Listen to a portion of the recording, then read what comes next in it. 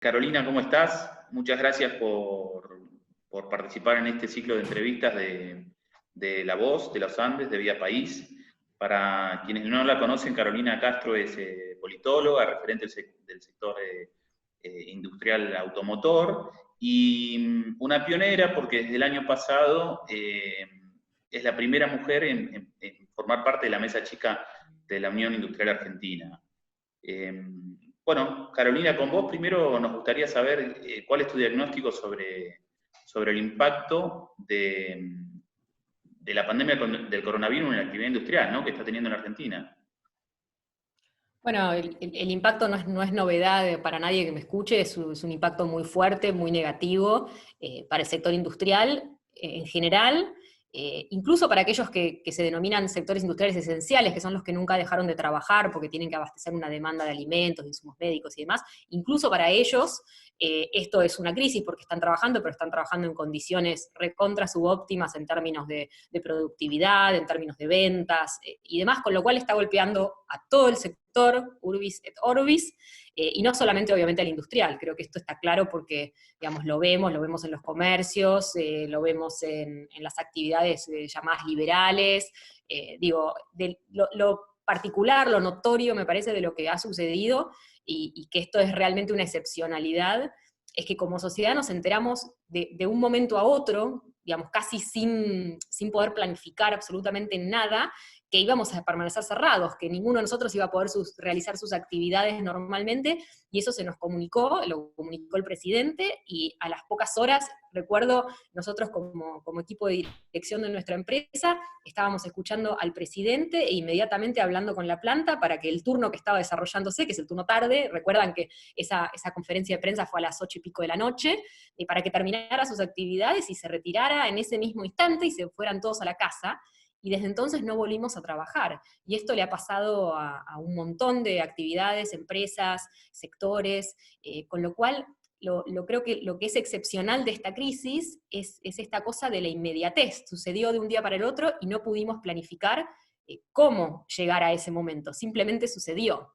Y eso lo hace capaz un poco más difícil de transitar que otros momentos en donde la actividad industrial cae, pero capaz viene cayendo, venís planificando económica y financieramente esa caída, venís buscando el financiamiento que necesitas porque sabés que vas a tener una caída.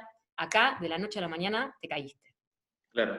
Esta debacle también me parece que agilizó los contactos o los vínculos con el gobierno y con otros sectores sociales como el sector sindical, ¿no? ¿Cómo evaluás vos la reacción que tuvo el gobierno nacional ante la situación? Yo creo, otra vez, retomando el hilo de lo que te decía recién, frente a una situación absolutamente inédita, excepcional, sin posibilidad de una hoja de ruta, sin poder preplanificarlo, el gobierno creo que actuó muy bien. Primero en cuanto a la parte sanitaria, en donde quedó claro que tuvo un objetivo bien concreto de salvaguardar a la población, y de alguna manera todos creo que como sociedad convenimos que esa cuarentena que estableció estuvo bien. Después le vino el desafío de la parte económica. ¿Cómo hacemos para sostener y dar ingresos a los sectores más vulnerables, a los informales? ¿Cómo hacemos para que a las empresas no les sea tan duro mantener el personal y la dotación en un contexto en el cual había una prohibición de despidos? Y eso lo hizo a través de un programa que es el de asistencia al trabajo y la producción, que es un programa que al inicio estuvo segmentado de acuerdo a el tamaño de la empresa, tenías distintos beneficios. Creo que esta decisión de haber segmentado al inicio no fue correcta. De hecho, hemos dicho desde el sector industrial que no debía segmentarse porque la crisis no segmenta, entonces tenía que realmente ser una ayuda muy generalizada. El gobierno tomó nota de esto, y si te fijas, la última modificación a este programa de asistencia ahora es ya no más segmentado, llega hasta empresas de 800 empleados, pero incluso las que tienen más de 800 empleados también pueden levantar la mano para pedir la ayuda, y en muchos casos, en la gran mayoría de los casos, se les ha aprobado la asistencia, se les ha depositado una plata a los trabajadores que está ayudando a pagar los salarios en meses en donde no hay ningún ingreso. Para las empresas sostener el salario cuando no hay ingresos es algo realmente muy complicado de hacer, que capaz lo podés hacer, lo hicimos en marzo tuvimos una caída abrupta de ingresos durante 10 días, se mantuvieron los salarios, se pagaron al 100% en la gran mayoría de las empresas, y después abril ya se empezaba a complicar. Bueno, con esta ayuda del Estado Y después el diálogo con los sindicatos, que vos muy bien mencionaste, que fue otra pata, si se quiere, de la estrategia de acuerdos, se están logrando distintos acuerdos por suspensiones para poder abonar, digamos, un salario que sea sustentable en el tiempo para sostener la dotación de personal que uno tiene, ¿no? Que está pensada para otra demanda, una demanda que desapareció y que de hecho no va a estar por mucho tiempo más. Así que yo creo que la reacción fue buena. Hay un punto en el cual todavía no se termina de lograr hacer llegar la ayuda, que es la pata de financiamiento. La UI ha relevado con una encuesta que se hizo a 1.300 empresas cómo está llegando ese financiamiento, y la verdad es que de 10 empresas, solamente 2 lograron la tasa del 24% que el gobierno anunció. Así que te diría, en lo que es la ayuda con postergación de algunos impuestos, no todos, pero postergación de algunos, el salario complementario, todo eso ha llegado muy bien. Financiamiento está teniendo algunas trabas y cuellos de botella, que hay que ver si se logran resolver. Y después hay una cierta parte de la agenda tributaria que tiene que ver con anticipos, que necesitaríamos que también se posterguen en más medida. Pero diría, si tengo que evaluar, diría que es positivo, no es que nos encontramos con un gobierno que no ha reaccionado y no ha hecho nada por el sector productivo y el sector trabajador. Lo ha hecho a veces en forma subóptima y otras muy óptimamente. En los últimos días empezó a habilitar la reapertura de ciertas industrias. Entiendo que Industrias I es una de las que va a emprender ese camino. ¿Cómo se estuvieron preparando para trabajar en épocas de coronavirus y bajo protocolos sanitarios que eviten los contagios? Bueno, desde hace varias semanas las empresas, sin tener perspectiva de reapertura, incluso sin saber bien cómo iba a ser el primer día, que todavía no nos llegó, esperemos nos llegue la semana que viene, empezaron a trabajar en lo que se llaman los protocolos sanitarios o los manuales sanitarios.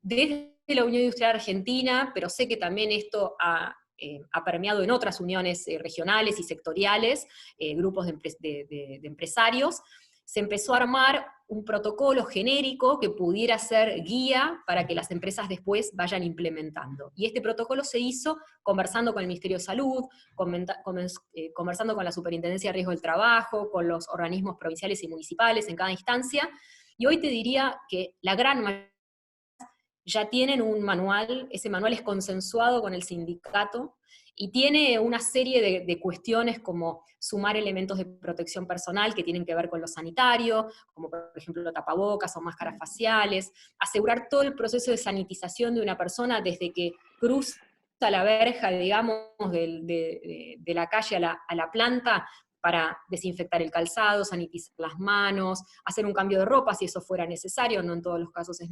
necesario, capacitaciones, sanitización de los puestos de trabajo. Cada vez que alguien deja de trabajar en un lugar hay que sanitizar desde botoneras hasta pantallas y todo lo que esa persona toca para que la siguiente que entra en un lugar sanitizado. Este tipo de cosas, y obviamente, no sé, nuestro manual tiene más de 100 páginas, así que no te voy a aburrir con exactamente todo, pero, por ejemplo, distanciamiento, ¿no? El distanciamiento en todas las zonas, la limitación de acceso a lugares como vestuario, baños, comedor, salas de descanso. Bueno, todo eso lo estamos cambiando para que el día que la gente vuelva a trabajar se encuentre con un ambiente mucho más cuidado y evitamos la propagación del virus, que sería realmente en un ámbito fabril algo muy complicado, ¿no? Las reuniones que se llevaron adelante entre las máximas autoridades para afrontar la situación del coronavirus también volvió a exponer algo que ya, una situación que ya no tiene sustento, ¿no? Que es el rol de las mujeres en la toma de decisiones. Incluso Vilma Ibarra lo puso en evidencia esa situación. ¿Qué opinás vos, digamos? ¿Qué está sucediendo? ¿Estamos en una etapa efectivamente de cambios? ¿Qué falta? Bueno, nos falta un montón. Ese tuit de Vilma Ibarra un poco refleja esa opinión que es compartida por un montón de personas, hombres y mujeres, como vos también, que me haces esta pregunta, con lo cual es un tema que te interesa, te parece que hay que resaltar. Se han dado pasos importantes.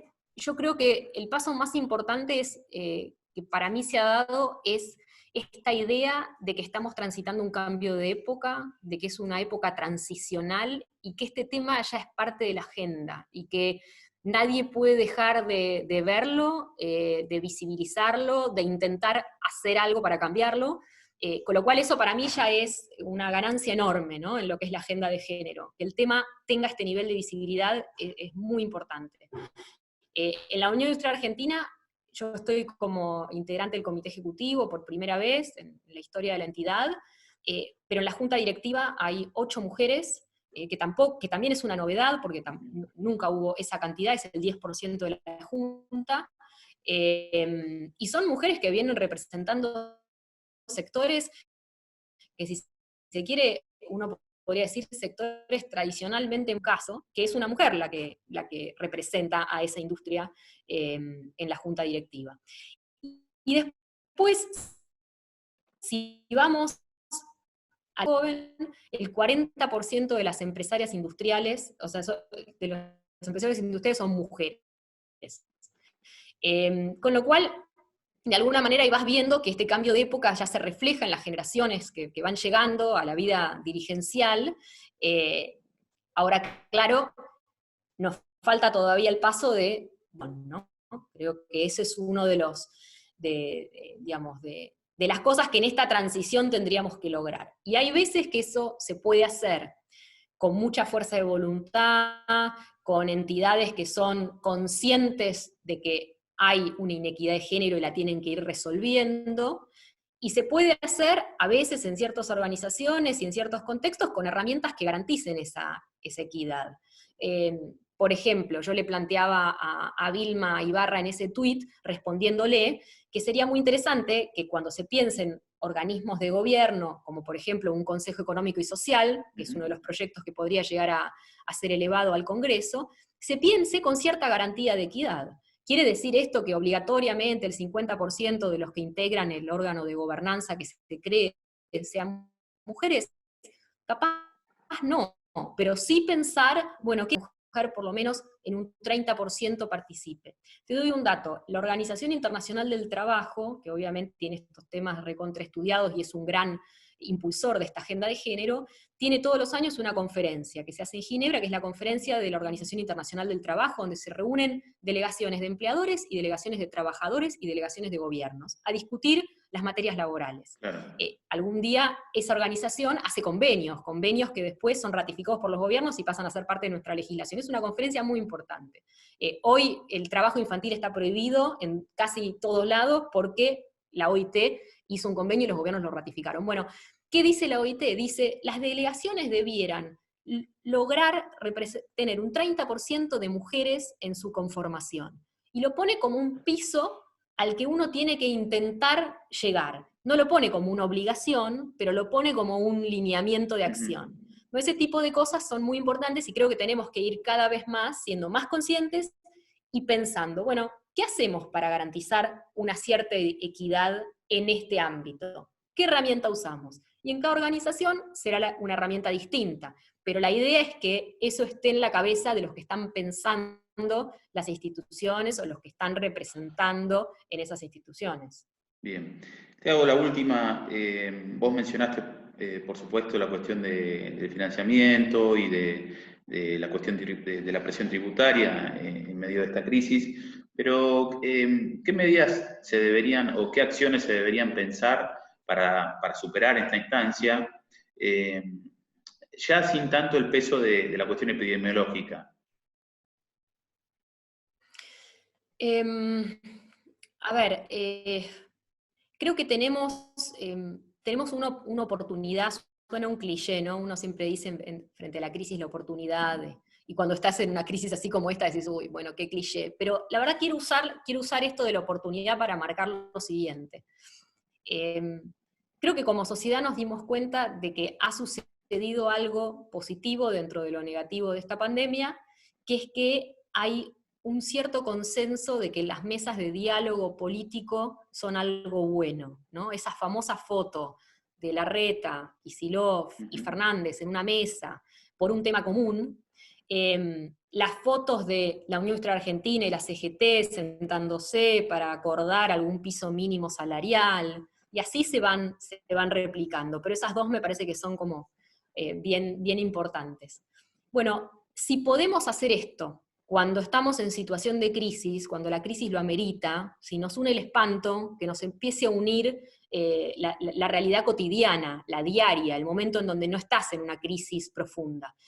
A mí me gustaría que salgamos con un aprendizaje como sociedad, que la Argentina, si realmente quiere estructuralmente salir de la trampa en la que se encuentra siempre, la restricción externa, una presión tributaria incremental con un déficit que también se va incrementando, una informalidad en su mercado laboral tremenda, y así te puedo seguir hablando de un montón de temas que son estructurales, financiamiento. Nuestro sistema financiero es muy parecido al de los países del África subsahariana, o sea, realmente no tiene nada que ver con nuestro nivel de desarrollo como sociedad. Hay algunas cosas que son estructurales, no son de este gobierno, ni del anterior, las venimos llevando a lo largo de nuestra historia político-económica. Bueno, a mí me encantaría que salir de esos, digamos, de esos problemas y esos dilemas estructurales, lo hagamos a través de un consenso de todos, y que esa mesa Larreta, Kicillof, Fernández, sea una mesa que el día de mañana nos permita, no porque sean ellos, ¿no?, porque sus espacios políticos puedan sentarse en una mesa para dialogar los temas estructurales. Porque son muy complejos, y la mayoría de ellos requieren por lo menos 1, 2 y hasta 3 gobiernos para realmente resolverlos. Entonces, sí o sí, la salida de la Argentina es con una mesa cooperativa, y yo espero que eso sea parte del aprendizaje de toda la dirigencia, y que cuando la crisis haya pasado en lo sanitario y estemos en un proceso recesivo, como va a pasar en 170 países del mundo, la cuestión pase a ser, bueno, ¿por qué no empezamos a poner el foco entre todos en los temas estructurales y pensamos algo en lo cual nos pongamos un poquito de acuerdo y digamos, esta es la línea de acción? Después habrá algún margen más a la derecha y algún margen más a la izquierda, pero dentro de una guía que te permita decir, bueno, esta es la ondulación y no esta, que es lo que venimos haciendo hasta ahora. Claro.